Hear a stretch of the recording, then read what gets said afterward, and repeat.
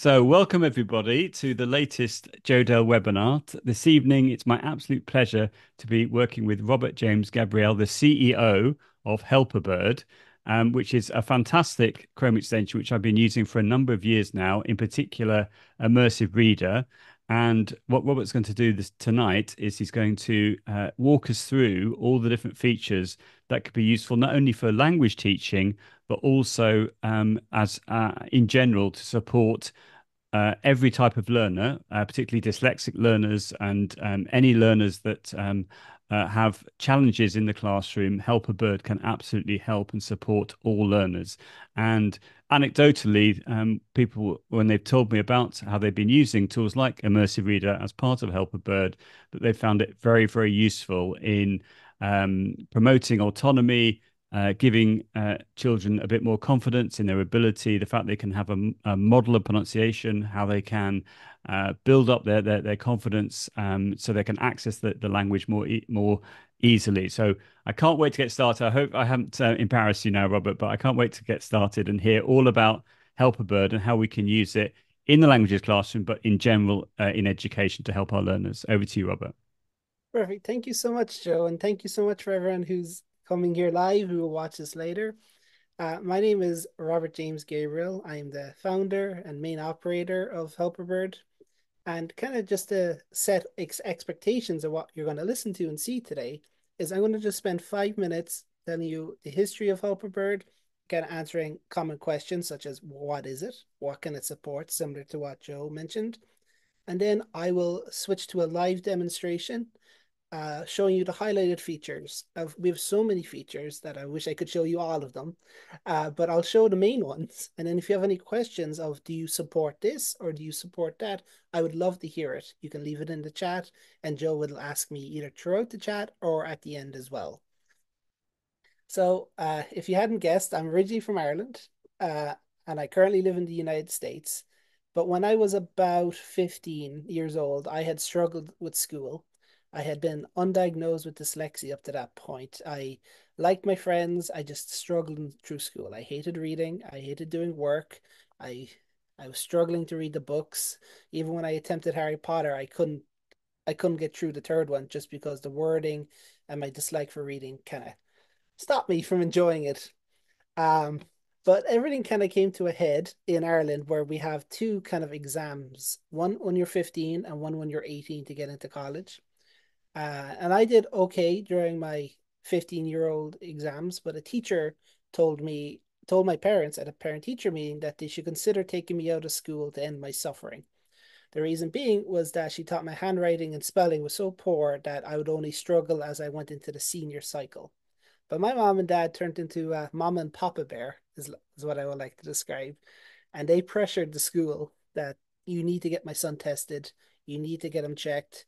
For something's clearly wrong here. If you look at his handwriting, but they were reluctant initially because I was kind of older or aging out of the school. They would rather spend the limited funding they had towards someone coming in. And looking back, I totally get it. But my mom is American, so she didn't take no for an answer. And after a bit more time back and forth, they finally got me tested, and a shock to know, and I was severely dyslexic.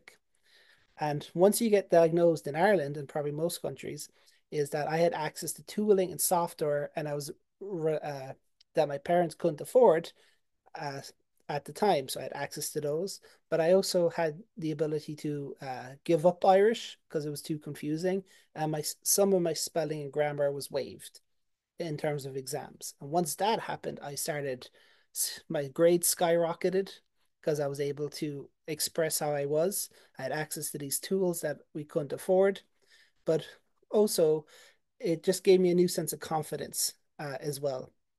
And it's funny enough, at the same time, I had discovered computers and entered a science competition and won the school about 8,000 to 10,000 euro. Uh, and that got to go back to help little kids uh, to get more diagnosis. And the reason I share this little story, this is when I was 15, I'm 31 next week, um, is because it stuck with me that if my parents didn't get me tested, if I didn't get access to these tools, I think my life would be totally different. Um, And when I think about that more and more, I always wanted to kind of give back. So I go through college, and then in 2015, I was doing an internship, and they told me to make doing computer software to make something. So I decided to make a Chrome extension that would change the font on a page to open dyslexic just for my own needs. And I did it over a weekend. I published it, thought nothing of it. And about a month later, I had 2,000 users, and that was called Helperbird. Um, at the same time, if you've ever used the Open Dyslexic extension, the creator of Open Dyslexic, Abby, asked me to create one. So I created one for them, and it now has, I think, 1.2 million people. That was at the time. Uh, but when I created Helperbird, more feedbacks are coming in, such as could you add a feature to change the font? Could you add a feature to turn it on and off? Could you add ADHD support? And this was all happening between 2015 to 2018. And we started adding more and more features. It started growing and growing. We have about 1.2 million people now using Helpword worldwide. Every month, it adds a variety of different features and supports, which you'll see today, varying from like dyslexia support to language support to ADHD support. And the goal with Helperbird is to give tooling and software to every individual at a very affordable price, where it works out at $20 per person per year, that they will have the tools and software to unlock their full potential. So it doesn't matter if they're, you know, if they have ADHD or dyslexia or just, want to improve the way a website looks so they can read it. We'll give them all the tools and opportunities that they have to do their best work. And you'll kind of see this today. So now when I, in 2018, I took a sabbatical and I worked on Helpbird and I added more features, and I'd never went back to that software company. I decided to work on Helpbird ever since. So some of the common questions are what uh, platforms is Helperbird on? Helperbird itself is an extension, a browser extension. So we officially support Google Chrome, Microsoft Edge, Mozilla Firefox, Safari, both on Mac OS desktop, but also on iPad and iOS. So you can use them across all of those. We also have what we like to call add-ons, which is independent Helperbirds, which is for Google Docs and Google Slides and Microsoft Words. They're like the little brothers of Helperbird. They have one or two little features that kind of help interact. Then on top of that, some other common questions is in terms of support. We offer 23 hours a day support. We have to sleep for an hour. We do updates every 2 weeks. So if you see an issue or a bug or something like that, we do updates every 2 weeks. Then in terms of privacy and security, we don't do any tracking. We don't do any third party analytics, nothing like that. Everything is secure on your browser. Um, Everything like that. So we don't collect, we don't store, we don't request anything. So we're very secure across the board. And I will always be like that. Since when I first started to now, we've never added any analytics, nothing like that. Because one, we don't need it. And two, it makes us easier to comply with security and privacy laws. In terms of actual support too, is there's a live chat, there's social media, of course. We have video conferencing that if people wish, they can do trainings like either with myself or a member of the support staff as well. And we do phone calls as well, but we don't encourage that for the simple reason is we kind of need to see your browser to really help. So that's the quick overview of kind of Helperbird. Just the story of where we started and where we came. We're very proud of where we came from, and hopefully you'll just see Helperbird as another arsenal of your set of tools as well. Um, so what I'm going to do now is going to share my screen, and I'm going to show you kind of what Helperbird can do on a blog post. And of course, if there's any kind of examples you want to see, just mention it in the chat, and Joe will let me know.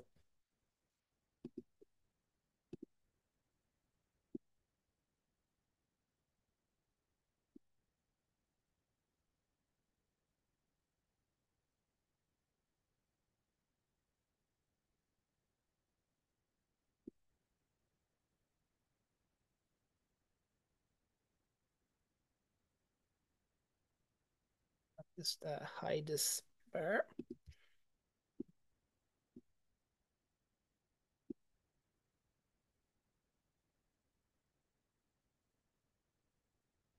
I'm just going to hide myself down here. Just 1 second. Panel. Uh, Perfect. So everyone can see, again, our name is Helperbird. So if you go to helperbird.com, you'll see our website, which has help guides, everything like that. But I'm just going to switch over to this blog post. This is just a blog post about accessible websites. And if you're not familiar with Helperbird, Helperbird is a browser extension that is very similar to Grammarly. It sits on the top right of your browser, and I'm using Google Chrome. So if you open it, you'll be welcome to a side panel. And you'll see that it says off, meaning Helperbird is currently off, and meaning no features are active, and when we turn it on, all features will be active. And Helperbird is broken up into two main areas, which is the quick actions, which is some of our most popular or your favorites. So you can remove and add features here. And then we have a list of every feature underneath as well. So today I'm going to just highlight some of our most popular ones up here, kind of focused on dyslexia support, kind of and translation support. So I'm going to open it up. I'm going to turn on Helperbird, and I'm going to turn on the highlighter menu, which is one I think is very important. The highlighter menu when you highlight some text, we'll say like this line, a toolbar appears, giving you quick access to text-to-speech, a dictionary, search, immersive reader, a highlighter, and even translate. So if I say, we'll just do the word Steve Jobs here. Steve Jobs. It will read it out. Later on, we can customize those voices to be more natural, use some robotic ones that are like kind of more AI-esque ones that are built into the computer. But what we can also do from here is if you select the word computer, we can do dictionary. And this is our version of like dictionary.com. It'll help you understand the word. You can also give separate ones, give you nouns, adjectives, adverbs, and kind of understand how to use that word in a sentence as well. And then when we're done, we just click close. Then kind of related to our next feature, and one of our most popular ones is kind of immersive reader. With Immersive Reader, we have multiple ways to access it. We can use the toolbar to access just the highlighted section. We can use the button over here to use Immersive Reader in the whole page. So I'm just going to select this sentence. I'm going to click Immersive. And you can see now it's selected that word in sentence in Immersive Reader. People may or may not be familiar with Immersive Reader, but I'm just going to go through some of the features of it. And the great thing about Helperbird is this will work on PDFs, ebooks. As long as it's in the browser, you'll have access to Immersive Reader on any page or document that you're using. So for those unfamiliar, you can click play. Imagine Steve Jobs meticulously crafting the inside of a computer. We'll have it read out to us. We can also choose the speed, female or male. A computer, knowing that even if no one else sees it, it matters. And we can kind of customize it to our own needs. Where I think Immersive Reader really shines is in these settings here. So of course you can customize using Helperbirds or the built-in ones. So we can make them bigger. We can increase spacing. We can change the font and the colors. Then our next ones are kind of our language supports, which helps us here, which is such as the syllables. We can break them up. We can make nouns purple, verbs red, adjectives green, adverbs, and kind of get an idea if you're learning a new language. But where I think it's very important, and I use it quite a lot here, is we select the word computer, it will actually show a picture underneath, and I can click Computer. the speaker sound and it will read it out to us. Then if you combine this with someone who might be learning a new language, such as Spanish to English or English to Spanish, you can come along here. And as I said, Spanish, I'll pick Spanish. And if we select a word like computer, it will show computer underneath, and I can click Computadora. computer and it'll read it out in Spanish. But I could also have the whole document done as well. So the whole document that we picked is now translated into Spanish, and I can have it read out sounding natural as well.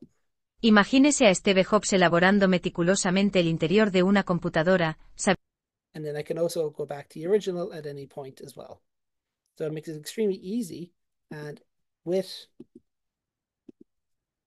and then I can have them individually read out. And if we have a word associated, we'll have a picture dictionary underneath it as well. And then when I'm done, I can just click close and we're back to the website and there's no resources lost or used. That's the amazing Immersive Reader, but sometimes students might want to use it and they might come across something like they just need to get a rough idea of what this page is about. So we can actually summarize a page.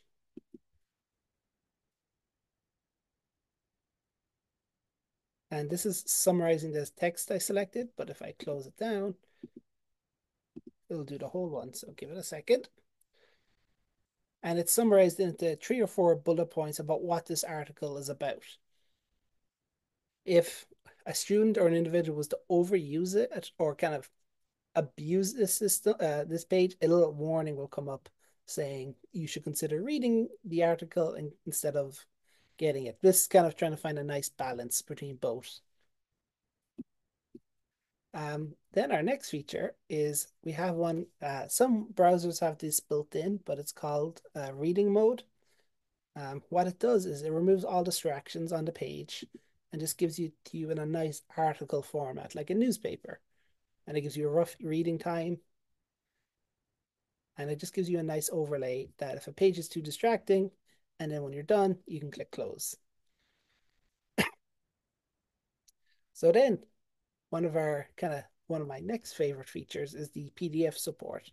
So what we can do here is click open PDF reader. And now we can either drag or open a PDF. So I'll just do one here.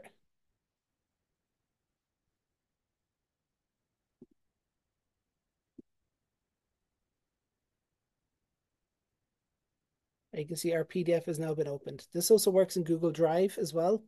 And the great thing is if I select, say, this opening sentence, I can either open it up in Immersive Reader here, or I can click up here as well. You can see it's now selected the text into Immersive Reader. We can also have it read out to us, go back and forth a page, customize the fonts, the letters, things like that. Summarize it. So if I summarize here, it is now summarized the PDF page for me as well. And then, of course, we have access to all these wonderful features, but we'll get to those in a moment. So the next one, which has become more popular, is our simplify, especially for languages or people kind of, they say if I was struggling to understand a more complicated article, or if I was only speaking Spanish and trying to learn English, they might be using more complex words. I can click simplify and we'll highlight, say, this opening sentence. And what this will do is we'll give you the option of having it read to you in like an easy to read style, elementary, middle, or high school level. So I'm just going to do easy to read. And you can see it's after shortening the sentence to make it more adjustable for someone from an average age of 12 to 15 years old. Making it shorter, not using overly complicated words, such as like this last one, importance of accessibility in web design too. This makes websites easier for everyone to use. So it's a very powerful feature, especially for someone who might be at the same reading level or someone who might need the translation just turned down a small bit. So then this is a feature that I always like to highlight too, is our voice typing. And what you can do here is, hello, my name is Robert, full stop, is that you can just speak out and then copy and paste this to whatever input that you like. It's just a nice handy feature to have as well. And then just because of kind of time, I'm going to just highlight some other features we have is we have our sticky notes, which allows you to create sticky notes on a page and write, say, hello. We can also customize these colors and add like unlimited amounts of combinations here. And if I refresh, they're always there. Then we have our word prediction, which works on every input as long as you're typing. It will start, and we support uh, American English, UK English, French, German, Spanish, and Brazilian Portuguese. We can add more. We just need to be told to add it. We also have our text to speech options, which you can see here. We have a variety of different voices to choose from. Some things to note here is that if we have flags, so if you do, say, have German text and pick the German flag, it will read it out as an actual German, versus if you pick a flag like Google US English, it will be like it's trying to read out English words that are spelt in German. So if you pick the right flag, it will be more natural. You can also change the speed, pitch, and volume and different colors here as well. And you can start to see where all our features can kind of be combined as well. So our next feature then, just that kind of give you a rough highlight, is we have our dictionary, which I've already shown. We have our editor. We have our reading list or kind of a bookmarking tool. But then here is where all your notes are stored. And you can quickly see them and go back to them as well.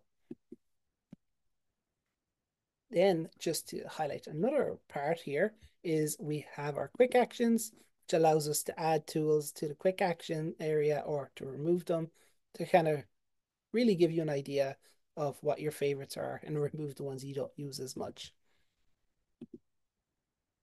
So we have our highlighter turned on. So, and you can see here, this is a great feature for people studying as a whole, is we have our highlighter. And because we have our highlighter menu turned on, we can come along, highlight a piece of text, and highlight it. And you can see now the text has been highlighted the right color. It's extremely handy if I'm doing notes or if I'm doing schoolwork as well. Excuse me. So I'm going to go to another blog and just kind of highlight some more features, just as a general, how these can be used in the classroom. And of course, if there's any questions, just leave them in the chat at any point. If it's okay, Robert, we haven't got any questions in the chat, but I've written a number of questions down. This is amazing, by the way. Thank you so much. Oh, So is that okay if I could just put a couple of questions to you? So you were saying about how it runs locally, or in relation to say the PDFs. When you have a PDF that you're sharing within Helperbird, is that just kept on your computer, or is that being uploaded somewhere, as it were, from the point of view of data privacy? That's what I was thinking. that's a great question. No, it's just locally. The way we do this, if people just want a reassurance, is say we're going to open up this PDF and see we give it a rough ID here. So what we know is that when this PDF is used again, we just check this ID locally and make sure that, say, the sticky notes are there only when this PDF is loaded. But everything is just done locally. It is not sent anywhere. It's not uploaded anywhere at all. It's all done locally. Fantastic. So does that mean that if, let's say, you logged into another computer using, say, Chrome and you launch Helperbird, would you be able to access those sticky notes that you had on the previous device, or it's only available on the device that you created the notes? So that's a great thing. That's totally up to the individual. The way Helperbird works is that it uses the local storage in the browser. And depending on your setup, you can either turn on sync, which is here, or turn it off. And what sync does is it just keeps your settings and stores them when you log into a new computer or not. And you can turn that off or on depending on the person's individual. But if you have it turned on, your settings will be applied on, say, a work computer or somewhere else that you're using the same email. This is all built into Chrome, Edge, Firefox, and and it's all sandboxed, meaning it's only on that email, not in Chrome, not to us, all done locally.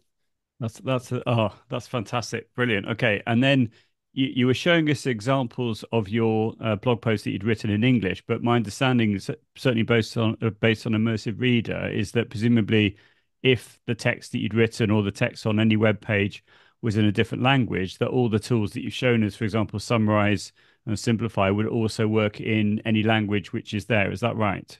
Yes, that's correct. And that's a great question. I forgot to answer at the start. So That's okay. uh, the way it works is that Helperbird is translated into, I think now 39 different languages. You can see this on the Chrome Store page. And the way it works is that whatever you set up your computer as or your profile on your browser, say, I prefer Spanish, the app will translate into Spanish. Meaning all the text will be translated into Spanish, all the UI will be translated into Spanish, but also that when you're doing like the text to speech or translate, it will prefer Spanish over the other ones as well. Right, but let's say you were on a web page and you went to an article in a different language, but you had your browser set to English. By using a tool like Summarize, if the text was originally in, let's say, French or Spanish, would it summarize in that language or would it summarize in English? It will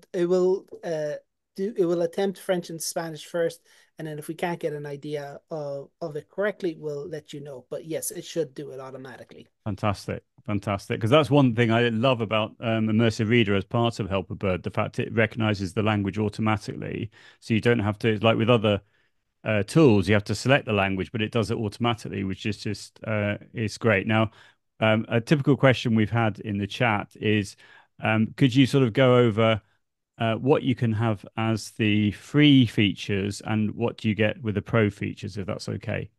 Yeah, I'll do if it's all right with the chat and yourself, is I will just highlight one or two more features, and what Of I'll course, yeah, we actually don't have do. to do that right now, but that's always a question that comes up. So maybe a bit later on. But I would really encourage everyone to put some questions in the chat for Robert. But I think, yeah, we're getting a really good overview here, I think, of all the things that could be done. So there we are. Yeah, so I'll turn my video off again and I'll let you carry on. But we can then, yeah, learn more about what we can do with Helperbird. That's great. Thank you.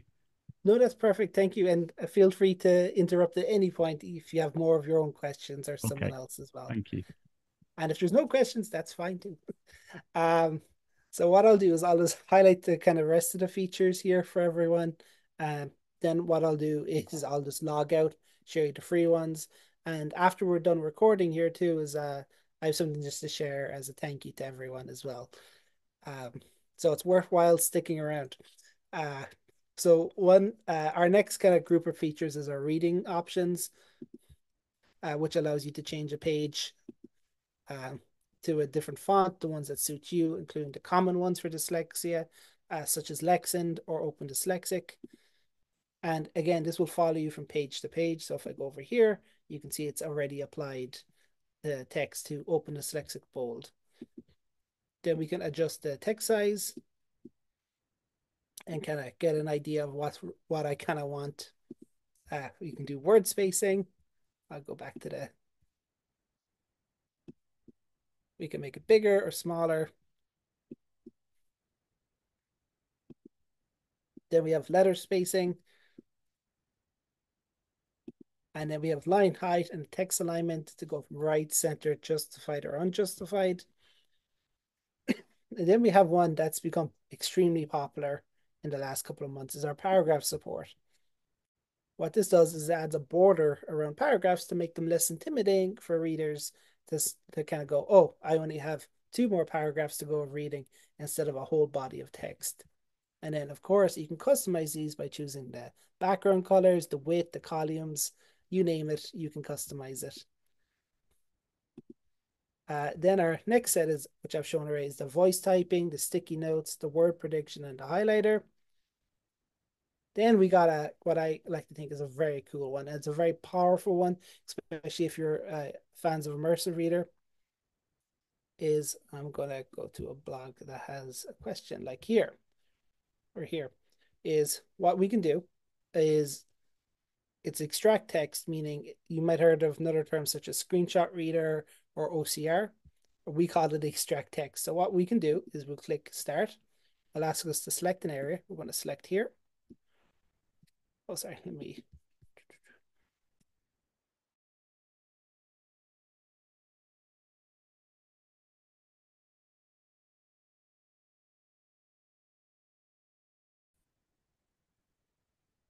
I'll hop back down.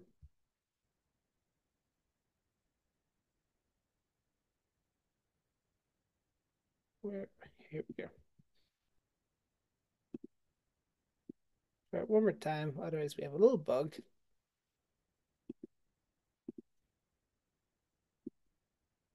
Yeah, where we will get I something must be up here on our side. So what this does is it will extract text for you and then kind of open it up in Immersive Reader. You can have it translated automatically, have it read out straight away as well. Actually, one sec. I think I know. Yeah, here we go. So it's saved to my clipboard. So if I click Immersive Reader and click Start, I'm just going to select the same text again.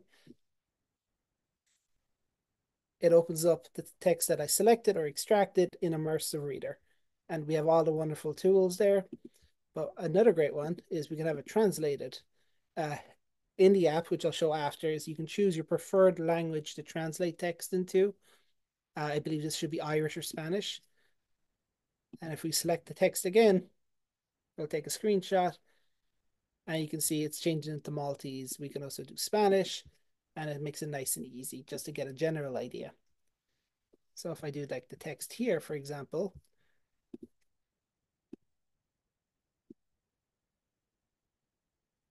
you can see it's selected the text and translated it over here.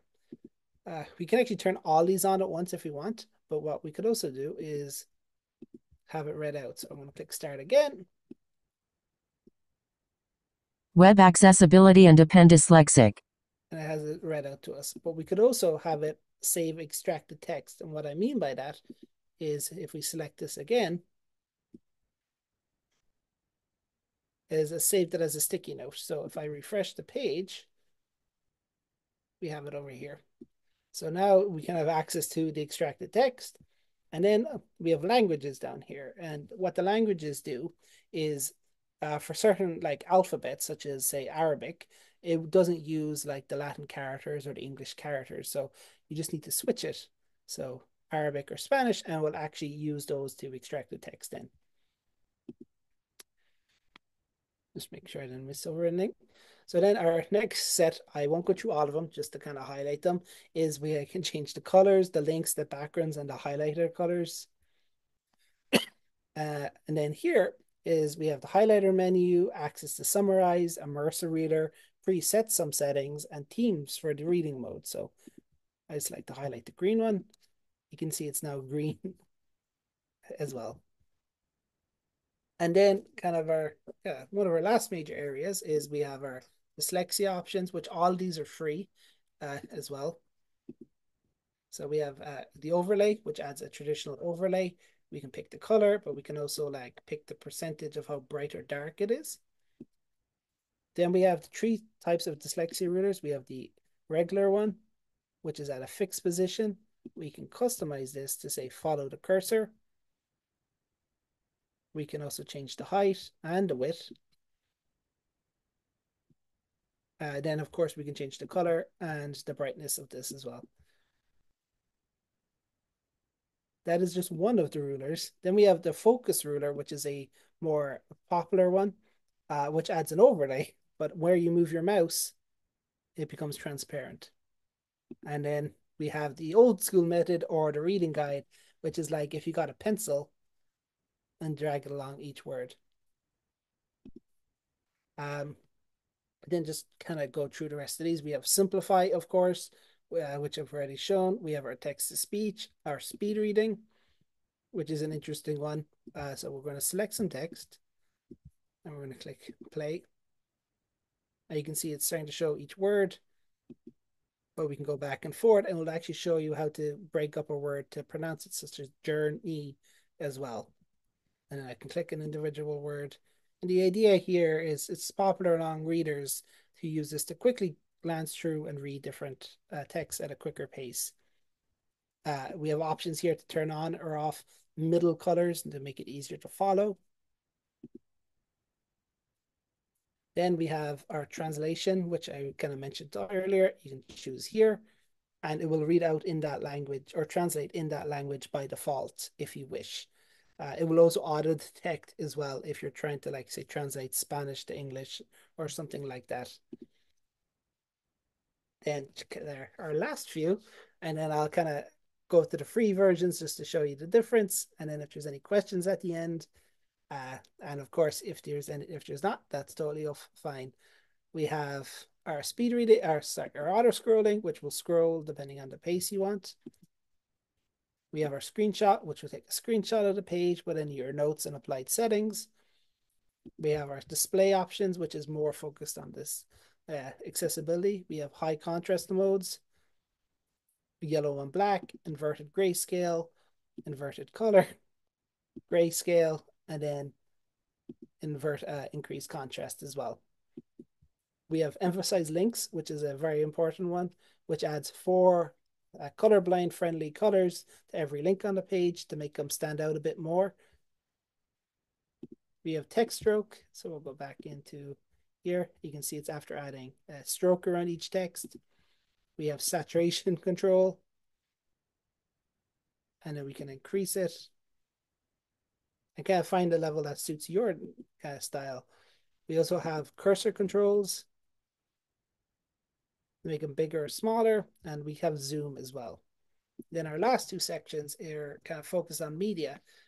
We have video playback. An example it is if someone has difficulty processing videos or would like it at a slightly slower pace, they can set it here, and then when they go on YouTube or Vimeo or Netflix, it will always play back at the speed they prefer instead of them having to manually do it each time. We also have our volume booster, which will boost volumes on video players above the natural 100%. We can also hide GIFs and images to make them less distracting. We also have a very great one called link descriptions and show image. So you can see here, it'll show the alternate description for each one visually on the page. And it just makes it easier and more accessible on the website. Then our last section is we have reduced motion. We have our spell check, which supports like basic grammar and spelling. We have plans to integrate Microsoft Editor into here. And if you're not familiar with Editor, it's more like the lines of Microsoft's version of Grammarly. We can edit a website, which we call as like the teacher mode, is you can edit a website and then print it off or just get an idea. We have shortcuts, and then we have, which all these features can be used by shortcuts, and then we have the print feature as well. And just because a lot of people are interested, and this is the grand finale over here for today's demonstration, is we have another feature which is focused on writing, is our editor. We understand that people are always going to use Google Docs or, Microsoft Word, but we have a built-in editor that has all the support, such as new document, open document, save, copy, delete. But one of the things we kind of added here is that if you've ever used Google Keep, it's basically our version of Google Keep. And what you can do here is you can actually get text statistics on what you're writing or what you've imported, such as, to words, characters, sentences, reading time, writing time, unique words, and get an idea if you're overusing words or using kind of how your writing is going. But the great thing is we can actually import our notes that we took and have them here as a Harvard kind of referencing style with a link back to the original page as well. Then on top of that, we can actually export this document into Word, Google Docs, Markdown, or text file, kind of continue on our notes and jots from there. It just makes it very nice and very popular as well. So what I'm going to do now, as requested, is I'm just going to log out and show you what's in the free one. And I'll also just mention what's in the free one as well. It's on our website too.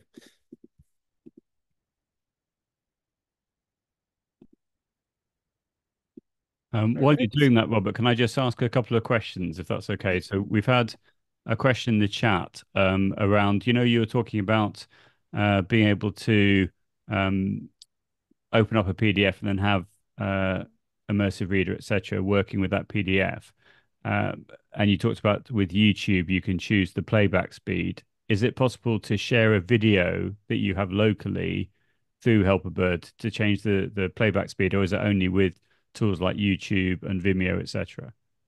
Oh, that's a great question. So, um, it won't be able to edit the video itself. It will be able to edit the player.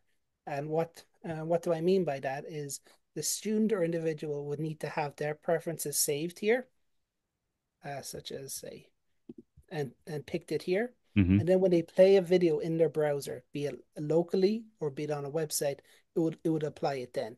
It would have to be within the browser. So you could share it, such as on Google Drive, or drag it into onto their browser, and it will work that way.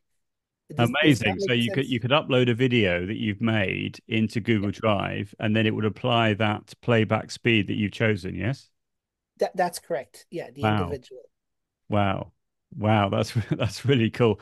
And then I had another question, which was when I tried to get Immersive Reader to work with Arabic, it said it didn't recognize the language, but you were saying that there that you can, is it translate into Arabic, or have I made a mistake about that? Is it possible to use Immersive Reader with Arabic? The last time we've done tests and stuff, it should. If you wouldn't mind, could you send me what you tried or just a link, and I'll have a look into it, and just in case something's slightly off on our side. Yeah, yeah, of course, definitely, I can do that afterwards. But when I found some text in Arabic on a web page, and I remember uh, selecting it, running Immersive Reader within Helperbird, and it basically said that the Arabic wasn't supported, or because it was left to right as opposed to right to left, I think, or the other way Oh, around. You know that's what I mean? But you know, I may be wrong. I may be wrong about that. But it's just when you showed Arabic there, that sort of reminded me of that particular issue that I found. That's all. So no, that's no, going to of work course. fine in English. But if the text was in Arabic, would it be able to read it back to you as well? It should. Sorry, 2 seconds. Yeah, it should, but I'm gonna look into this properly after for you, if that's okay. Yeah, of course. If you press play now, would it read it in Arabic? ولدت من حاجة حقيقية Oh, yeah. للتوقف عن النضال من It must be. I must be mistaken then. I must be mistaken. No, as I say, if you can find the text, you're able to replicate it. As I say to the team here, if it happens to one person, it will happen to 1,000 people. Okay. What could have been happening is that when we were sending it up, we could have been, slightly malfunctioning it or something. But it's something that I'd like to be aware of, and hopefully just ensure it works for everyone. Yeah, no, that's fine. I had no idea that it had so many other features. I think it's going to be very useful to see what you can do with the free version, what you can do with the pro version. But that grabbing the image text option is just wonderful, and all the notes and everything. Yeah, I'm very grateful to you, Robert. That's what I'm trying to say. To Oh show no, this to the I'm a people huge live, fan of. also in the recording. I'm sure people are going to find this really, really useful, and it's going to have an impact in classrooms all around the world, hopefully. Absolutely, and I'm a huge fan of, not because you organize this, but I'm a huge fan of your work for years. So I'm glad to be able to Thank you. kind of show off what we've been up to. Well, it's Um, wonderful. It's what I'm sure it's really, lifted the lid on lots of the features that maybe people weren't aware of. And I think it's going to have a big impact, I'm sure. So with that in mind, can you show us what you can do for free and what the pro version gives you? And then if you're happy to talk about pricing for the pro version, how it works, if it's like an annual subscription or what have you, that'd be great. yeah, absolutely. What I'm gonna do is I'm just gonna mention it now for everyone here, and they can um we'll wait till after the recording to share it. But everyone here, if they would like, I'll give a coupon to give everyone a free copy of Helperbird Pro just for their own use and stuff. Wow. So anyone who attends or messages Joe after, yeah, they'll get a coupon that they can use. But Thank the you. the great thing is with the free one is the way we've done it is that we try to keep a balance because we have to keep the lights on, but we also try to make sure that any feature that is super useful is not behind paywall, that if as long as it doesn't have a cost involved. Um, the summarizing does just because of the training we have to put in. Um, but you get, see, 1 second. So you can see the list of features here. Anywhere that has like a little diamond means it's exclusive to Helperbird Pro. But see, the text to speech is totally free. The immersive reader is totally free. It has a small cap of the difference between Helperbird Free and Helperbird Pro for the, say, the immersive reader is just the amount of characters you can use at one time. The It's 2,000 characters, so it would be able to read all of this no problem. But if you had like a document that was 4,000 characters long, you could just break it up into two individual goes of immersive reader on the free plan. Hopefully I explained that correctly. I'll actually try to demonstrate it here. Yeah, this should be way over. So if I highlight, actually, if I just click immersive reader up here, yeah, I've reached the limit of 2,000s per go. But what I could do is this and go immersive. And you can see I can use it there as much as I need.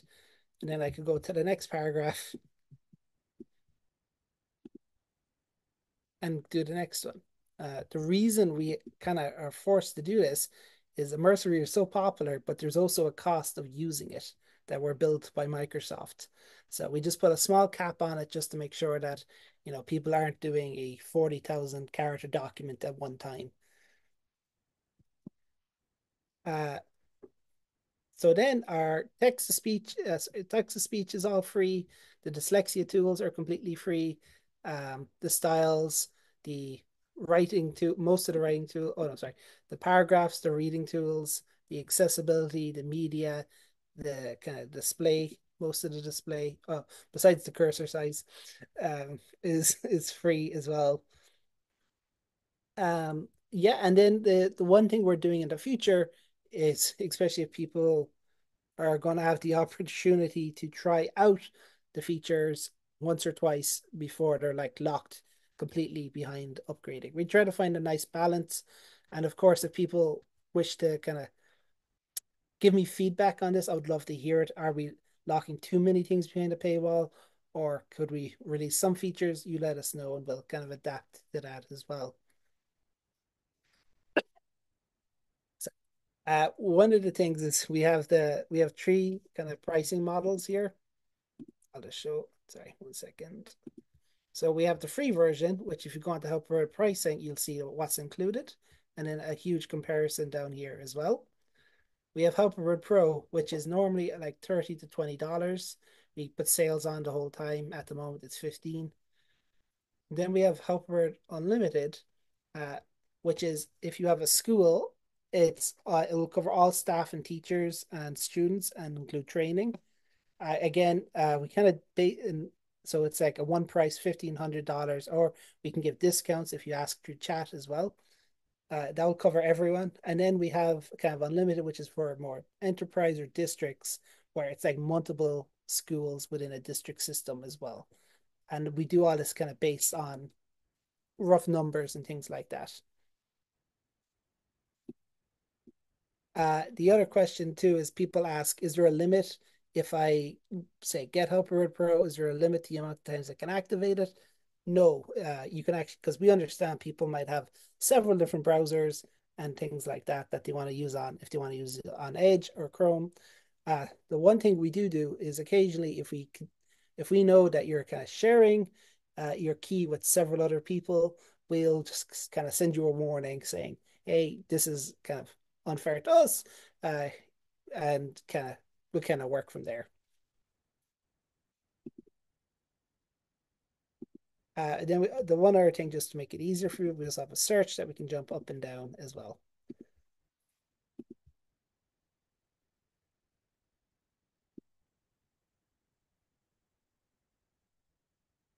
And that's kind of Helperbird as a whole. So we have our free version, which has a lot of features for free. We have our paid ones, which include kind of features that have a lot of manpower behind them, so, or kind of using our own LMM on them as well. But we think we have a right nice balance as to. The other thing to check up is our YouTube channel or our help docs, because we have a kind of a lot of guides and videos on here that walk you through each feature. They're all about a minute each, and they have a nice American accent on them, so they're very easy to follow.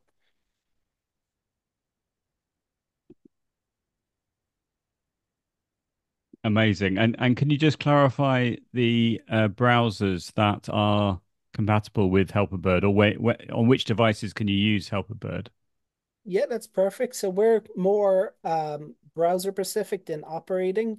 So you Mhm. can use it on Windows, Mac, Linux. It doesn't matter as long as they can run either Google Chrome, Mozilla Firefox, Microsoft Edge, Safari, both on iPad and iOS, so iPhones, and the desktop version of Safari as well. They're all officially supported. There will be other browsers such as Brave or Arc or Opera that it will work on. We just don't officially support them just yet. So it will work, just it might have some rough edges around the seams. So if someone had an iPad and they wanted to use Helperbird, they have to download the app, don't they? Is that right? Oh, yes, exactly. So you'd have to go to the App Store and search Helperbird.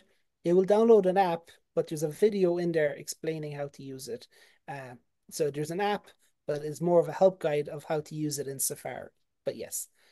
So once you've downloaded the app and installed it, does it mean that in Safari, I mean, when I did it personally, you had a little Helperbird icon appearing in the browser at the top in the address bar, and then you basically know it's always accessible. Is that right?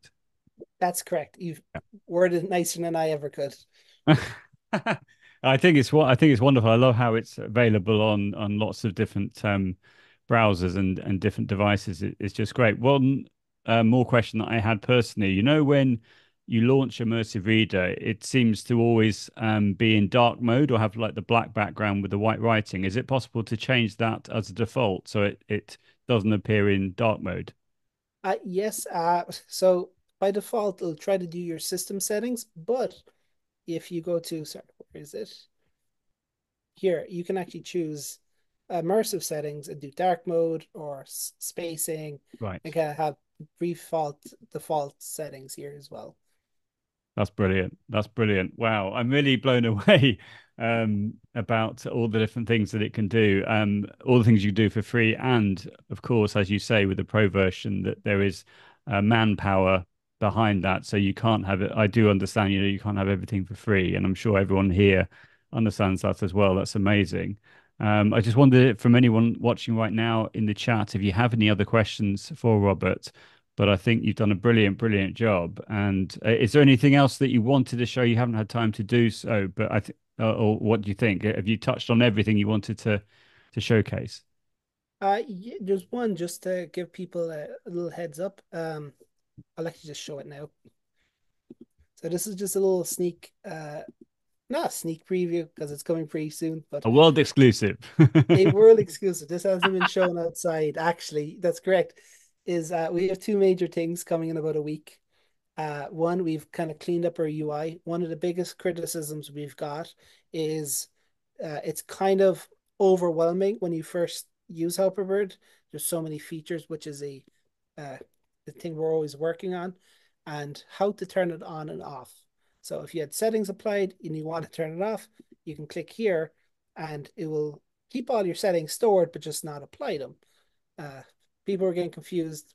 They thought this was for enabling quick actions, but in our new one, we've kind of cleaned up the UI, make it more accessible to your tools, but you can have on and off over here. And it just makes it easier. But the other big thing, and it's not quite ready to show, is we have math support. Um, and this, what do I mean by that? Is we have a beta right now that people can use. What it does is if there's a maths question on the page, you can use this tool. It will extract it and open up an immersive reader. But what we're also adding is the ability to show you how to solve that maths question step by step.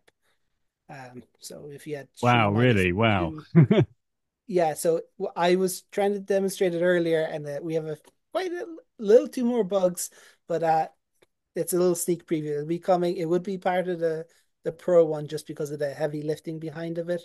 But what we're going to do for the month of July is actually enable it for everyone so they can try it out as a kind of give us feedback and stuff like that. Amazing.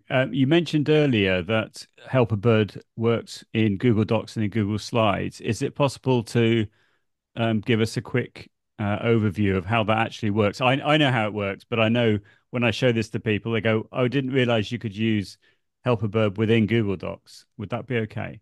Yeah, of course. Just 1 second. So we're on a Google document, and if we Mhm. open up Helperbird, it'll actually say to download our Google Docs add-on or slide. The reason being is that not the way Google works without getting into a little frustrated rant is they changed how the text is displayed, meaning we don't have full access to it like we did a couple of years ago. So they kind of forced any major extension to create an add-on. So what we can do is once we have it installed, we go extensions and you'll see Helperbird. And it might just take a second or two. So to install that, you'd have to go to extensions, uh, add-ons, get add-ons. Is that right? And then you then That search for Helperbird, and then you install it from there, and then it will be in the menu under extensions. that's correct. You can also go to helperbird.com, click download Oh, and great. see. Okay. Oh, wow. I didn't know that. Okay. Yeah, and then it'll bring you Super to here and simple. ask you, do you wish to install it or Yep. uninstall it too? But once you have it installed, you can go to again. This is some of my frustration with them. The UI isn't the most clear. You can click extensions, Mhm. then click Helperbird, and you see you have access to some of our tools that we didn't have access to before, such as Immersive Reader, Translate Statistics, and Text to Speech. It's kind of like the smaller little brother. The thing about this is it's completely free. It will always will be free. So um, it's just a handy thing of Google. Kind of a little thank you to everyone. So they can download this. They don't have to worry about any pro versions. It's just a little bit more limited of what we're displaying here. And Fantastic. And the with the way text to it speech option, you can't download the audio as an MP3. Is that right? You can just have it read back to you. That's correct. That feature, the the what you mentioned about downloading is coming Oh, throughout wow. the summer. Really? Yeah. Yes. Yes. Okay. Just to clarify and to kind of set expectations for anyone who might be watching this or listening now, is we won't be storing anything. Like so, the way it would work is we'll download it to an MP3 to your computer, and then you could do it to what you wish there. We won't store anything in our settings or anything like Amazing. that.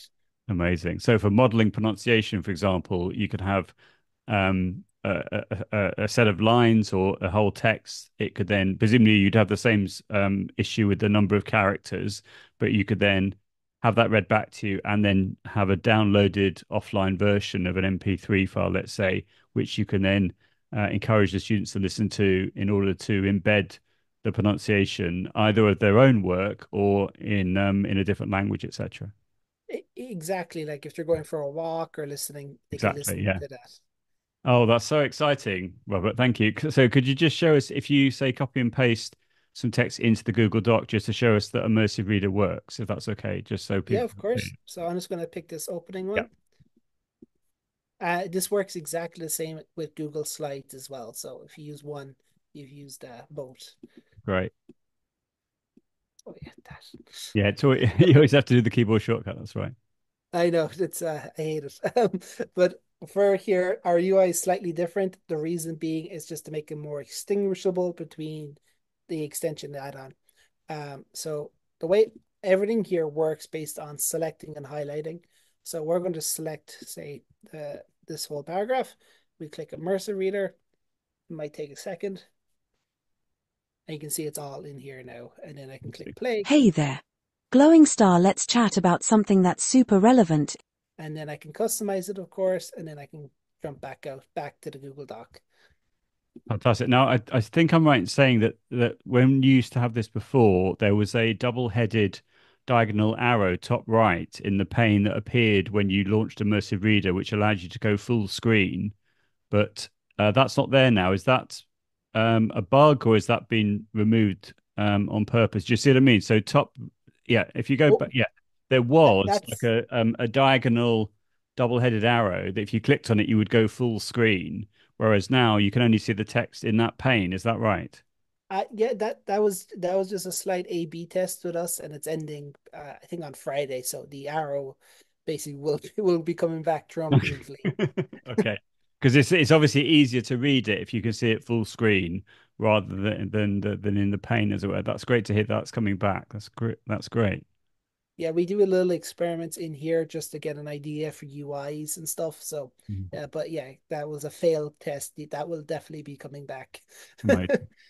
Oh, that's wonderful. Thank you so much. This has been an absolute pleasure. And I'm really grateful to everyone coming along live as well.